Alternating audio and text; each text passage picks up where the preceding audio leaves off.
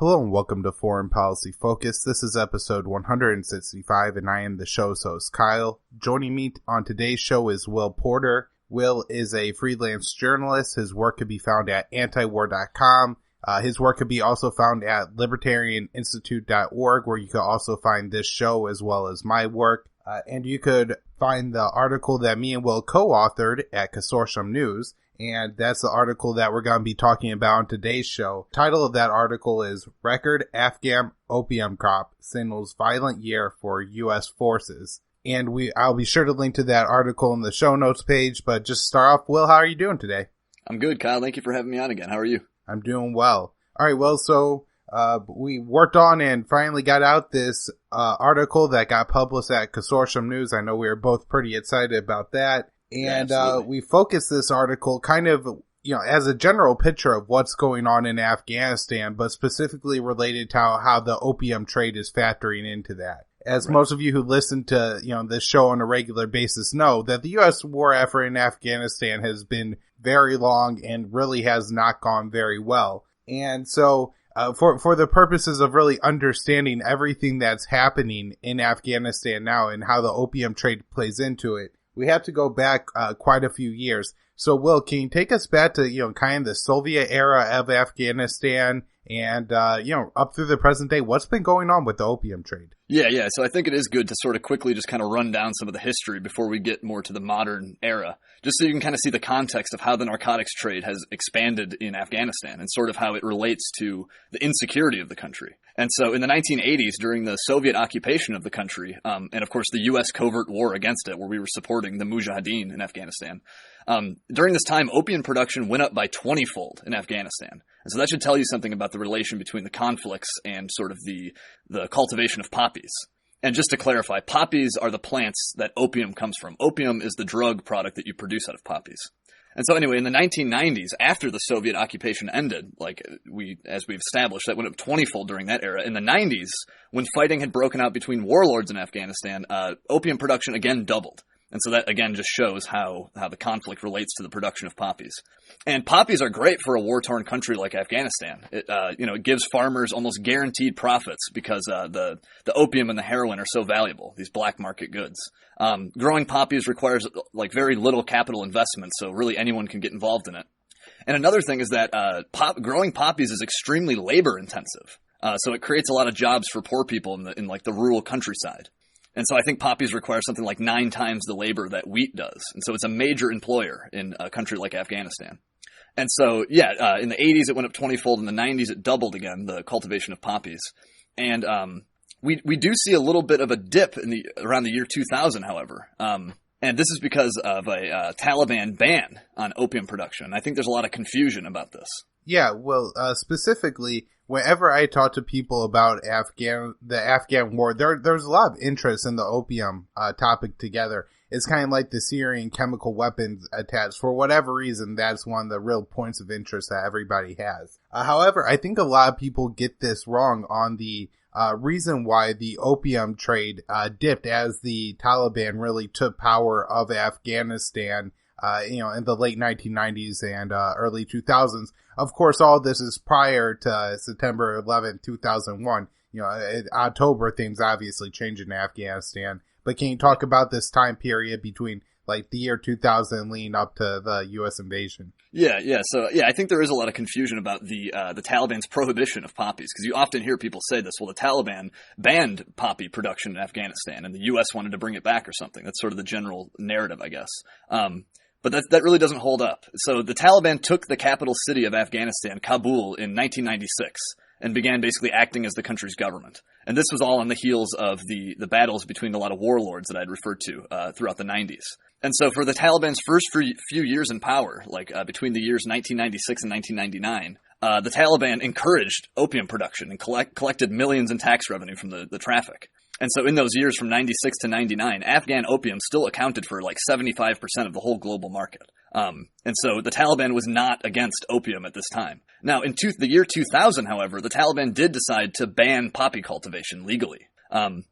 But this isn't because the Taliban had any kind of principled opposition to the growing of poppies or the use of opiates. The country was going through a really severe drought at this time in the year 2000, and the Taliban was looking to secure aid from foreign countries or from international bodies. And so really we should see the ban in that context. The ban was more intended to appease the international community than it is any kind of stance of the Taliban itself. And so this kind of worked for the Taliban. While the UN didn't do anything to give aid to Afghanistan, the US actually did. The Americans, we gave them $43 million in aid in May of 2001. And that's just like 5 months before we invaded. So that's interesting. Now, the ban that the Taliban imposed on cultivation was successful during the single year that it was enforced. It reduced production of poppies by 94%, but it ended up being like a suicidal policy for the Taliban, for the regime. And so by the time that they tried to implement this ban, a large portion of Afghanistan, of the entire agricultural sector, was built and based around opium. And so this ban deprived millions of people of an income.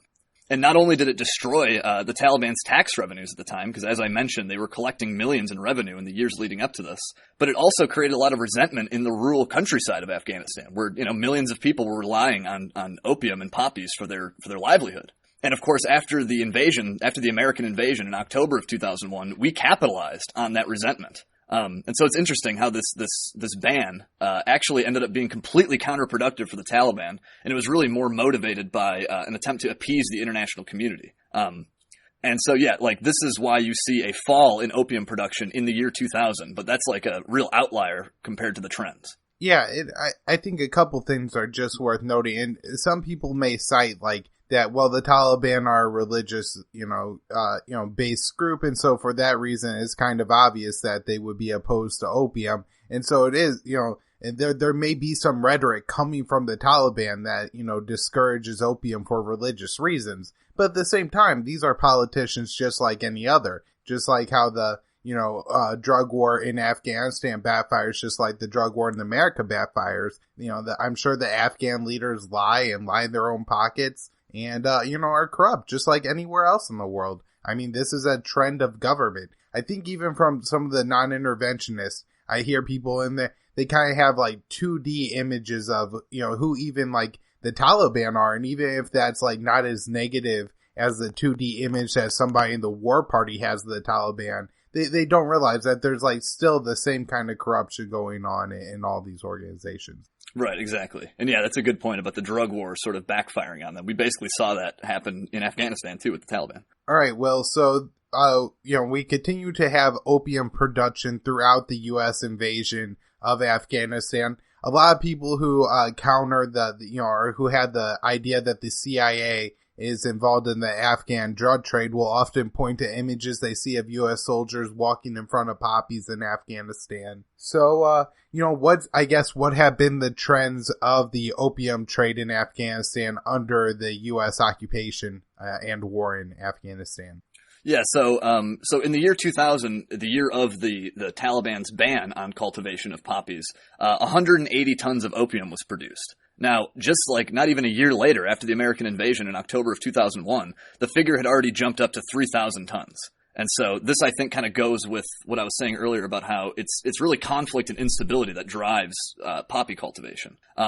And so, by 2003, the narcotics trade is already back up to accounting for 60% of Afghanistan's entire GDP. And now by 2007, Afghanistan was then producing over 8,000 tons every year. And so, you see these numbers really skyrocketing after the American invasion. And hey, the United States very well, does protect poppy fields occasionally. But that's not necessarily some grand plan for making money off of the narcotics trade. It's more of dealing with local warlords and sort of their livelihoods and their sources of revenue. And so, sometimes you have to protect a poppy field. But it's not necessarily the systematic thing of that's why we're there, which is often something you hear from people. Right. And another very clear example of this is, all the military members that we have come out and, they've said that they were kind of told, if not directly ordered, at least, in a wink and a nudge way to ignore, the Afghan practice of, sleeping with young boys. So, right.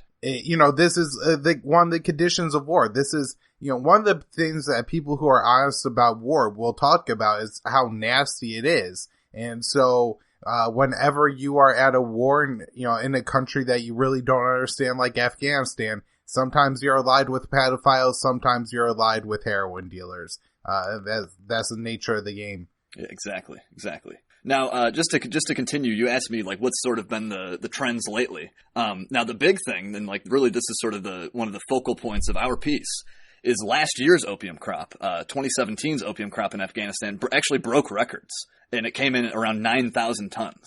And the prior peak of production was 8,200 tons in 2007. And sort of in the years between 2007 now, the numbers have kind of gone up and down a little bit, but it's been a steady trend upward. And to last year, 2017, being the highest it's ever been. Now we're looking at 9,000 tons annually produced there. Right. And Will, just really quick, do you want to say something on the opium coming from Afghanistan to the United States? Because this is another kind of common myth. Yeah, absolutely. So several decades ago, maybe in like the 70s and 80s, more Afghan opium did actually make its way to the United States and Europe. However, nowadays, opium that's produced in Afghanistan is really consumed more locally. It's consumed in Afghanistan itself. It's consumed in Pakistan. It's consumed in Iran. And yes, some of it does make it into the more global market in Europe. But when we're talking about, this is sort of separate. This doesn't really connect to the American opioid epidemic. The American opioid epidemic is more driven by illicit, like heroin,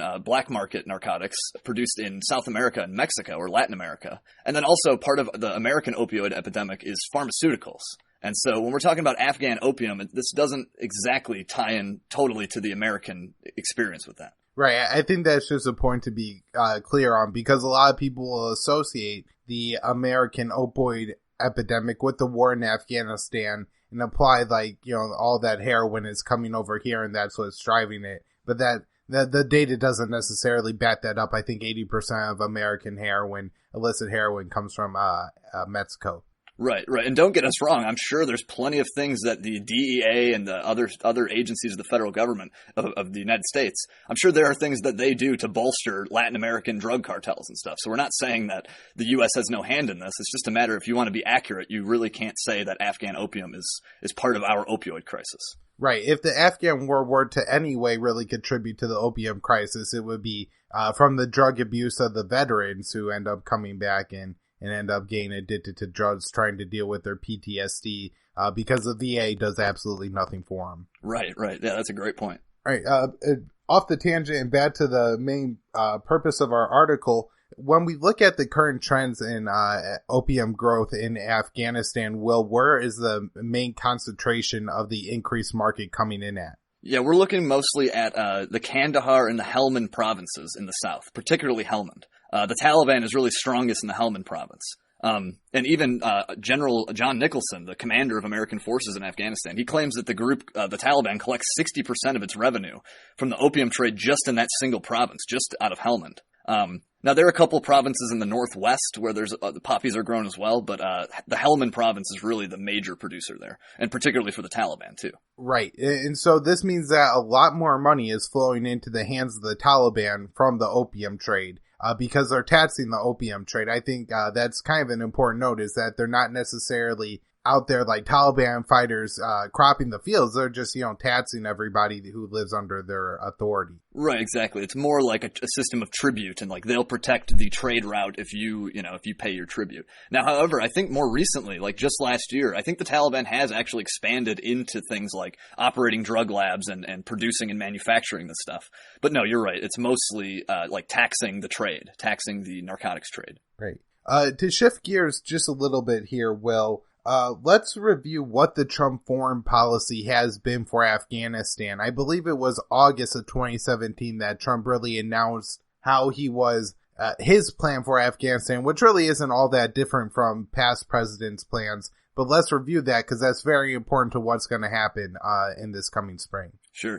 And longtime listeners of your show will recall that we speculate, like it took forever for the Trump administration to come up with this Afghan strategy. We thought it was going to come out like way earlier in the summer, and it took forever. But to date, and correct me if I'm wrong, perhaps I've missed a deployment, but I believe they've sent about 3,000 or 4,000 additional troops to Afghanistan. Like that's one of the major points of Trump's strategy is escalation, is sending more troops there. Well, it's kind of murky because Obama, I think, officially had 8,400 troops there. And now I think there's an admission that there's 14,000 and possibly another 1,000 on the way. And so I mean, it would seem that Trump admits that they sent like 2 to 3, I think 3,600 troops, but that isn't necessarily enough to make up from the gap to where Obama said the troop levels were. So somebody is lying, either Obama or Trump, but I think we could safely estimate that there's 14,000 troops that the Pentagon admits to being in Afghanistan, and then other NATO allied forces. I know Germany is increasing their numbers to 1,300 now, and then American mercenaries and special forces, who I'm guessing aren't counted. Yeah. Yeah, and in terms of the the Obama versus the Trump troop numbers, I think, as far as I know, Obama actually had more troops than the troop cap was supposed to allow for, and so perhaps that's what explains that discrepancy. That very well could be. So Beto, so what does other than Trump's plan calling for more troops, what has Trump done in Afghanistan? Yeah, so instead, the quantitative aspect is, sending more troops, of course, and sort of a mini surge, a mini escalation, mini at least in comparison to Obama's troop surge. Now, one of the things the administration is wanting to do is to embed American troops with Afghans operating in the South. As we referred to, the Kandahar and Helmand provinces, the Taliban are very strong there in the south of the country. And so one of the things that Trump wants to do is to embed American soldiers and send them off to the front lines with their Afghan counterparts, basically. And even the generals, even General Nicholson and another Marine general, I think McKenzie, his name is, are admitting that this is probably going to lead to more American casualties. And now our soldiers, as I said, are supposed to fill this advisory role, or advise and assist.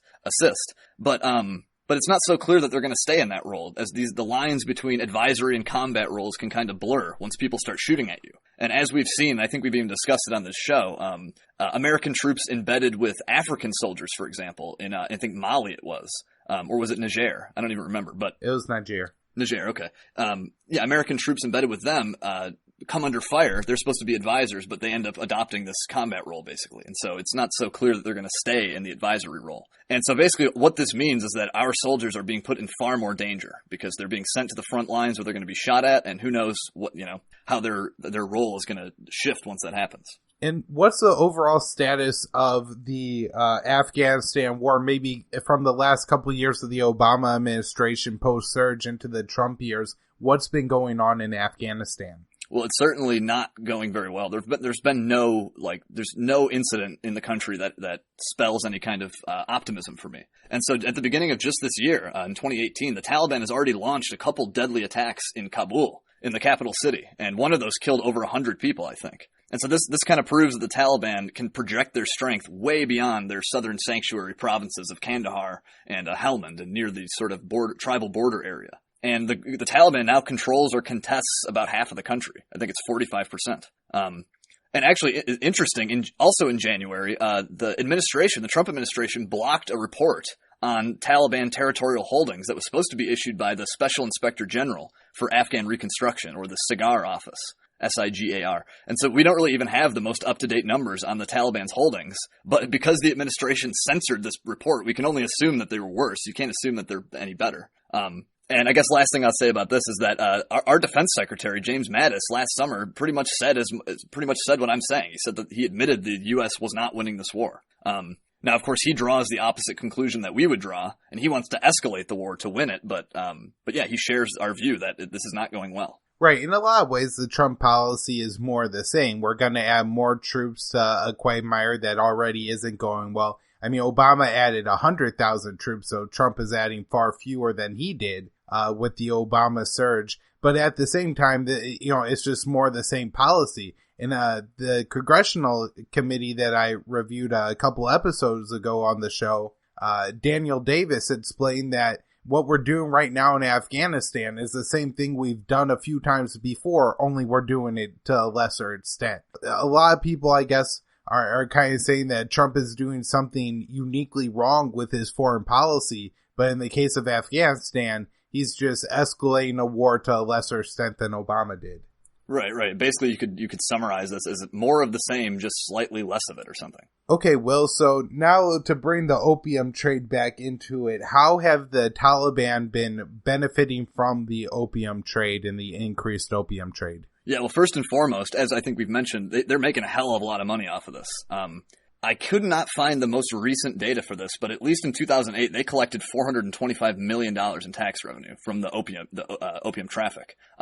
And now in 2008, they were producing, like, less opium was being cultivated in the country than from last year's record-breaking crop. And so we can only expect that they're going to have more than 425 million from last year's crop. And of course, they use the proceeds from taxing the opium trade to finance things like weapons purchases and the wages of their fighters and stuff. And so this is how it benefits them. It just leaves them flush with cash. Right. One of the important things is as Scott Horn has explained, that for a lot of Pashtuns, the Taliban has really just become the resistance to the attempted oppression and occupation by the United States and the forces that they back, which are not Pashtun forces. What the United States is trying to do is take the minority groups of Afghanistan and force them on the Pashtuns, whose fighting group is now the Taliban. Right, exactly. We've basically backed a bunch of Uzbeks and Tajiks and Hazaras and stuff, and a couple token Pashtuns. But yeah, against the larger Pashtun population. That's basically who we're fighting now. The Taliban is just sort of the figurehead organization that might kind of represent some of these insurgents. After 17 years of war, and with the United States having a campaign to bomb the Afghan opium trade, there's not many other businesses for these young men to really get into in Afghanistan, and probably not ones that pay better than fighting for the Taliban. I mean, I know it's dangerous, but with, the U.S. dropping hundreds of bombs on Afghanistan a month for the past 17 years and having drones flying overhead all the time, the country's already dangerous. And so I'm sure that just the, more economic style incentives, I'm sure drives a lot of people to enlisting for the Taliban. Yeah, absolutely. And as the opium, the poppy cultivation grows, it becomes a greater and greater percentage of the country's entire GDP. And so we're really talking about millions of people who are dependent on this. Okay, Will, so we're now at this point where the Taliban have a lot more money because of the opium trade. They're able to recruit more fighters, buy more weapons. There's certainly enough weapons being poured into the Middle East and South Asia with the United States, supplying everybody. I mean, go all the way back to the days of the Mujahideen where we are giving them Stinger missiles. So there's plenty of weapons to be bought. There's plenty of people willing to go out and fight. What are we looking at? And, we have this thing coming up called the Spring Offensive. So maybe describe the Spring Offensive and then how we kind of predict in our article that this Spring Offensive will turn out. Yeah, so starting with the Spring Offensive, most years the Taliban kind of hangs back and regroups during like the winter and the autumn. And in the spring, they sort of resume their military operations full force. And this has kind of been happening for a long time. They even call it the fighting season or the Spring Offensive. There have been exceptions to this. In the winter of 2016, the Taliban did not stop fighting in the Helmand province, but nonetheless, it's still the general trend that they do sort of slow down in the winter and autumn. Now, for this upcoming spring, as we've sort of been discussing, things do not really look good at all. The Taliban controls more territory than ever. The narcotics trade, they're getting more tax revenue from the narcotics trade than ever. It's unprecedented. And on top of that, they're going to have more American targets to shoot at since Trump is sending more American advisors to the Taliban-controlled South. And as you sort of mentioned about Obama's surge, U.S. troop levels peaked at over 100,000 during Obama's surge. And victory wasn't achieved then. And so it's not really clear how 14 or 15,000 soldiers and advisors are going to accomplish any more in the country. Absolutely. And we have the U.S. generals admitting this, with Nicholson, as you pointed out, saying that absolutely our forces are going to be in a more dangerous situation.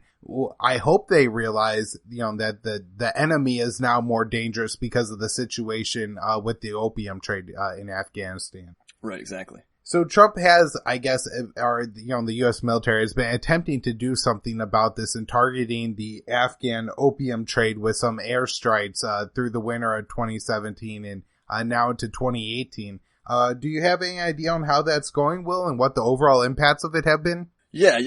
But before I get to the more recent escalation operations, the U.S. has been trying to combat this opium thing for a while, not necessarily through direct bombing, but in 2016, for example, Barack Obama sent it was like in a mini surge, sent a couple hundred advisors to the Helmand province, where the Taliban, obviously, as we've mentioned, grows the most of its poppies, or where it taxes the most of the poppies being grown there. Yeah, I think that was 300 Marines. Yeah, exactly. A couple hundred of Marine advisors. But just a month after that deployment, the Afghan forces that our advisors were embedded with, they had already retreated within a month.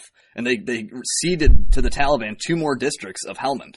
And so at that point, the Taliban controlled 10 out of 14 districts. just to give some perspective of their strength in that province. And so the sort of old model of the advise and assist, where we're trying to push the Taliban out of the heavy opium areas, that clearly is not working. Obama's mini surge completely failed there. Within a month, not even 2 months, not even 6 months. However, what you're referring to is last November, General Nicholson announced that the U.S. would actually begin directly bombing drug labs and drug production facilities in Afghanistan. But it's not really clear that this approach is going to work either.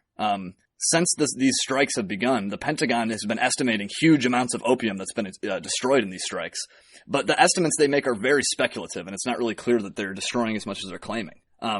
And as a separate matter, there's actually a chance that these strikes could empower the Taliban and similar groups indirectly as well. And so, in one case in November, a strike that was intended for a drug lab in the Helmand province city of Musa Qala actually hit the home instead of a small-time opium trader. And it killed him, but it also killed his wife and his 6 children, most of whom were no older than 8 years old, and his 1-year-old granddaughter. And so, studies have clearly shown that, and we cite this in our piece, that the more civilians that we kill in strikes like this, the greater resistance we face in the country that we occupy. And so this makes these kind of sloppy strikes extremely counterproductive to our goals. So every pound of opium that we destroy, we have to kill civilians to do it.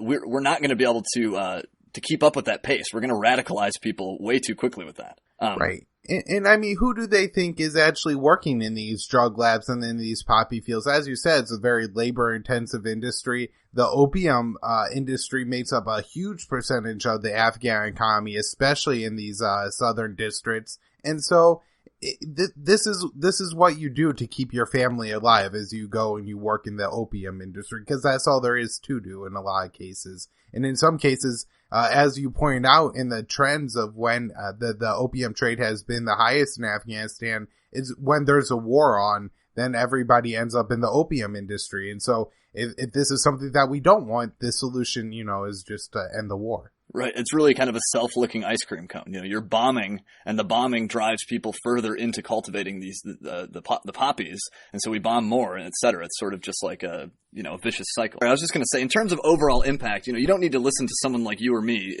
anti-war people, to know that we're failing here. I mentioned him earlier, the Special Inspector General for Afghan Reconstruction. The guy's name is Joe Sopko. In 2014, he said that we are failing to tackle the opium problem in Afghanistan by, quote, every conceivable metric.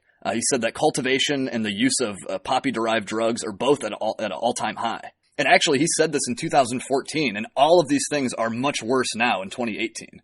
And we've spent nearly $8 billion trying at these drug eradication efforts, and the picture is still dismal after, 16 or 17 years at war here. And so it's just the overall impact to the drug trade has been negligible. However, the expenditures that we've put toward it has been huge. Massive amounts of money have been spent on this, and so it doesn't seem to be very effective. Right. Well, even just imagine what we're doing now. We're flying B-2 bombers loaded up with massive amounts of bombs. They have, I guess, a new mechanism on the B-2 bombers where they're able to put additional bombs on those planes and then fly them over and drop them on Afghanistan.